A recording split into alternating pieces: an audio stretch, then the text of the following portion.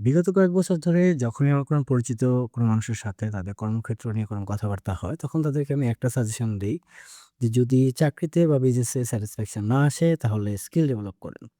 কেন বলি? কারণ চাকরি আপনার চলে গেলে আপনার যেটা সাইড হাসেল না থাকে, আপনি ইনস্ট্যান্ট কিন্তু আপনি সেই মানি মেকিং প্রসেসটা কিন্তু শুরু করতে পারবেন না। এছাড়া যারা বিজনেস করে স্যাটিসফাইড হতে হতে পারছেন না এবং প্লাস বিজনেসের জন্য কিন্তু আপনি কিছু সফট স্কিল থাকা উচিত। সেটা ডিজিটাল মার্কেটিং হতে পারে, গ্রাফিক ডিজাইন হতে পারে। আপনার কিন্তু একটা বিল এট লিস্ট কমে যাবে।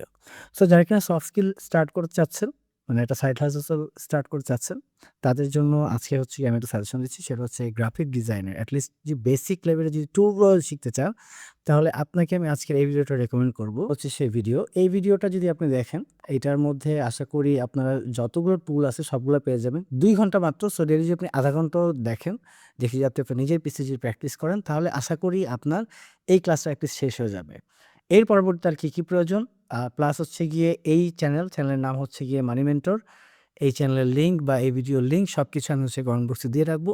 আর এর সাথেও আগামীতে আরো কিছু স্কিল ডেভেলপিং কোনো ক্লাস বা কোনো ভালো কোর্স যদি আমি পাই, তাহলে অবশ্যই আপনার সাথে সাজেস্ট করব এবং এই ধরনের ভিডিও আরো পেতে আমার পেজটাকে ফলো দিয়ে রাখুন। ধন্যবাদ। আল্লাহ হাফেজ।